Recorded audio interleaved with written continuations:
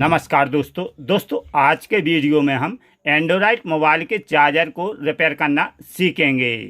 ये charger high voltage आने पर जला हुआ है। दोस्तों अगर आपका भी चार्जर हाई वोल्टेज आने पर जला हुआ है तो इस वीडियो को पूरा देखने के बाद उस चार्जर को आप घर पर ही ठीक कर सकते हैं। चलिए इस चार्जर को सबसे पहले हम चेक करेंगे। तो यहाँ पर कभी भी आप चेक करें तो सीरीज में ही इसको चेक करें। सीरीज से शॉर्ट सर्किट होने पर हमारा नुकसान नहीं होता है।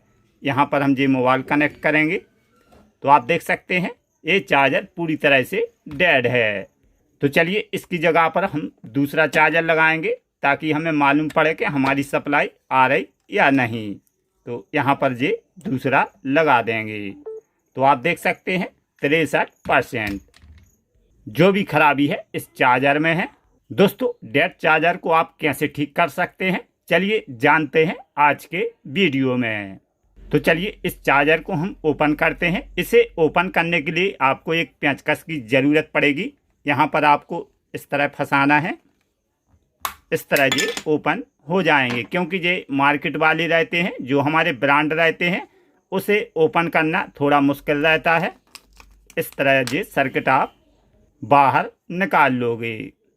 दोस्तों सर्किट खोलने के बाद आप देख सकते हैं यहाँ पर ये कैपेसिटर फटा हुआ है और ये एमओबी भी फटा हुआ है, यानी कि ये हाई वोल्टेज आने पर ये खराब हुआ है। कोई भी चार्जर हो हाई वोल्टेज आने पर एक छोटी सी प्रॉब्लम आती है, उसे आप ठीक कर कर दोबारा यूज में ले सकते हैं। ये इस सर्किट को हम मल्टीमीटर द्वारा चेक करते हैं। तो मल्टीमीटर को आपको बजर मोड पर रखना है। चलिए मीटर को चेक करते हैं। 00 आना चाहिए, ओके है। दोस्तों यहाँ पर आप देख सकते हैं ये 2 पॉइंट बना हुआ है। तो यहाँ पर सबसे पहले हमारा एसी आता है। तो हमें देखना है कौन सा पॉइंट कहाँ पर जाता है। तो ये आपका देख सकते हैं पहला पॉइंट है।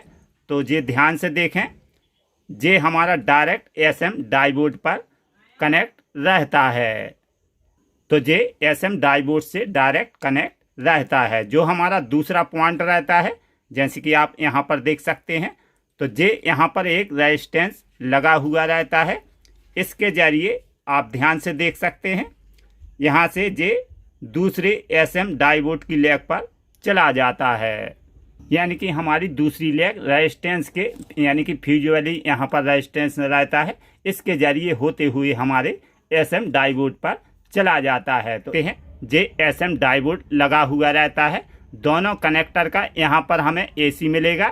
एसी को एसएम डायोड डीसी में करेगा। डीसी में होने के बाद इस रेगुलेटर आईसी पर आएगा। रेगुलेटर आईसी स्विचिंग करेगी। स्विचिंग होने के बाद इस एसएम ट्रांसफार्मर के जरिए आपको यहाँ पर आउटपुट में 5 वोल्ट यहाँ पर मिल जाते हैं। तो चलिए सबसे पहले हम इस फ्यूज वाली रेजिस्टेंस को चेक करेंगे। अगर हमारा ये रेजिस्टेंस सही होगा तो यहाँ पर मीटर पर कुछ रीडिंग आ जाएगी। अगर ख़राब होगा तो कोई भी रीडिंग नहीं आएगी। तो ये रेजिस्टेंस ख़राब है, यानी कि यहाँ ये फ्यूज का काम करता है। फ्यूज वाली रेजिस्टेंस लगा हुआ रहता है। दोस्तों रेजिस्टेंस ख़राब क्यों होता है? या तो हाई वोल्टेज आने पर ख़राब होता है, या आगे कोई शॉर्टिंग आने पर आपका ये रेजिस्टेंस ख़राब हो जाता है। तो अभी आपको रेजिस्टेंस नहीं लगाना है, हम आगे शॉर्टिंग देखेंगे। यहाँ पर आप देख सकते हैं यहाँ पर डायोड एसएम डायोड लगा हुआ रहता है। तो इसी को चेक करेंगे। तो यहाँ पर ये हमारा इस साइड एसी रहेगा, इस साइड रहेगा आपका डीसी। तो एसी पर हमें कोई भी रीडिंग नहीं, ना कोई कंटिन्यू, यानी कि दोनों साइड प्रूफ रखने पर कोई भी रीडिंग नहीं आना चाहिए। तो चलिए चेक करते हैं। तो यहाँ पर हम एसी साइड चेक करेंगे तो आप देख सकते हैं 428 रीडिंग आ रही है। प्रोब को चेंज करेंगे, फिर भी हमारी रीडिंग आ रही है, यानी कि हमारा जो प्राइमरी है यहाँ पर शॉर्टिंग है। फुल शॉर्ट तो नहीं, कुछ रीडिंग आ रही। अब हम देखते हैं डीसी साइड। डीसी साइड हमें एक साइड रीडिंग मिलना चाहिए, एक साइड कुछ भी नहीं। तो मीटर पर ध्यान दीजिए, इस साइड कुछ भी नहीं है। प्रोब को चेंज करने पर हमें रीडिंग आना चाहिए।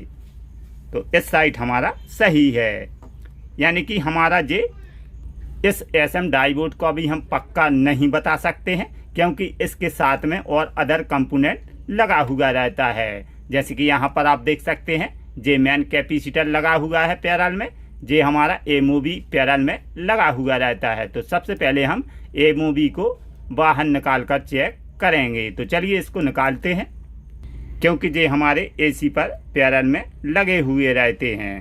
तो इस तरह हम इस एमओवी को बाहर निकाल लेंगे। तो यहाँ पर देख सकते हैं एमओवी फटा हुआ है। तो चलिए देखते हैं हमारी ये शॉर्टिंग गई या अभी भी है। तो मीटर पर ध्यान दीजिए, यानी कि इस साइड कोई भी रीडिंग नहीं है। अब हम प्रोब को चेंज करेंगे। चेंज करने पर भी रीडिंग नहीं आना चाहिए, इसका मतलब है हमारा एसएम डायोड ओके है। तो चलिए इस कैपेसिटर को भी निकालते हैं और इस रेजिस्टेंस को भी हम बाहर निकाल देते हैं। इस तरह हम इस कैपेसिटर को भी निकाल देंगे और ये रेजिस्टेंस भी निकाल देंगे। पर आप देख सकते हैं हाई वोल्टेज आने पर 3 कंपोनेंट खराब हुआ है, जैसे कि कैपेसिटर है, एमओवी है और रेजिस्टेंस। किसी किसी चार्जर में रेजिस्टेंस ही आपका ख़राब होता है, यानी कि छोटी सी प्रॉब्लम आती है, उसे आप ठीक कर सकते हैं। तो चलिए तीनों कंपोनेंट को हम लगाते हैं। तो चलिए कैपेसिटर लगाते हैं। इसका नंबर है 450 वोल्ट 10 माइक्रो फैराड। तो इसमें माइनस प्लस रहता है, क्योंकि ये पोलर कैपेसिटर रहता है। जिस साइड आपकी ये सिल्वर पट्टी है तो ये हुआ हमारा माइनस, इस साइड का आपका प्लस। अगर आप नया लेते हैं तो जो हमारा प्लस है उसकी लेग लंबी रहेगी और माइनस की छोटी रहेगी। इसी तरह इस सर्किट में भी रहता है। जिस साइड आपका ये ब्लैक है तो यहाँ पर माइनस रहेगा, यहाँ पर प्लस। तो हम क्या करेंगे, प्लस का प्लस और माइनस का माइनस, इस तरह यहाँ पर ये लगा देंगे। चलिए रेजिस्टेंस लगाते हैं। ये हमारा 10 ओम्स का हाफ वाट में है। आप 10 ओम से 22 ओम्स या 40 ओम्स का रेजिस्टेंस लगा सकते हैं। इसमें कोई माइनस प्लस नहीं रहता है, ये आप किसी भी डायरेक्शन में लगा सकते हैं। तो यहाँ पर हम इसको लगा देंगे, इस तरह हम इसको लगा देंगे। चलिए दोनों की सोल्डरिंग करते हैं। दोस्तों अगर आप चैनल पर नए हो तो सब्सक्राइब जरूर करें और वीडियो पसंद आ जाए तो लाइक भी ज़रूर करें, क्योंकि इस चैनल पर रिपेयरिंग के बारे में हम नॉलेज देते हैं। दोस्तों हमें ये भी कमेंट करें आप किस राज्य से हमारा वीडियो वॉच करते हैं, ताकि हमें मालूम पड़े। यहाँ पर आप देख सकते हैं मैंने कैपेसिटर और रेजिस्टेंस लगा दिया है। अब हमारा एमओवी है, एमओवी हम बाद में लगाएंगे, अभी इसको चेक करेंगे। एमओवी दोस्तों लगाना ज़रूरी रहता है, क्योंकि इससे प्रोटेक्शन रहती है। अगर आप नहीं लगाओगे तो आप यहाँ पर देख सकते हैं छोटे छोटे आपके जो कंपोनेंट जल जाएंगे। ये जलने पर आप चार्जर रिपेयर नहीं कर सकते हैं। तो अभी हम इसको बाद में लगाएंगे। तो चलिए इसको चेक करते हैं। तो चलिए इस कनेक्टर पर हम दोनों लेग पर न्यूट्रल फेस लगाते हैं। तो आप देख सकते हैं मैंने न्यूट्रल फेस लगा दिए हैं। अब हम इसके आउटपुट वोल्टेज देखेंगे। अगर हमारे 5 वोल्ट आ रहा है तो चार्जर हमारा सही है, अगर नहीं आ रहा है तो चार्जर ख़राब है। तो चलिए इसको हम सप्लाई देते हैं। अभी भी हम इसको सीरीज में सप्लाई देंगे। तो सप्लाई देने के बाद हम मीटर को 20 वोल्ट डीसी पर ले जाएंगे। चलिए वोल्टेज चेक करते हैं। तो मीटर पर ध्यान दीजिए, तो आप देख सकते हैं 5 वोल्ट 18 पॉइंट आने लगे। इसका मतलब है हमारा चार्जर सही हो गया। अगर आपका भी डेड चार्जर ख़राब हो जाता है तो इस प्रकार आप घर पर ही उस चार्जर को ठीक कर सकते हैं। चार्जर रिपेयर करना बिल्कुल आसान है, आप भी रिपेयर कर सकते हैं। तो ये हमारा चार्जर ओके हो गया है। दोस्तों चैनल पर नए हो तो सब्सक्राइब जरूर करें और वीडियो पसंद आया हो तो लाइक करें। चलते हैं दोस्तों, मिलेंगे अगले वीडियो में। Thank you.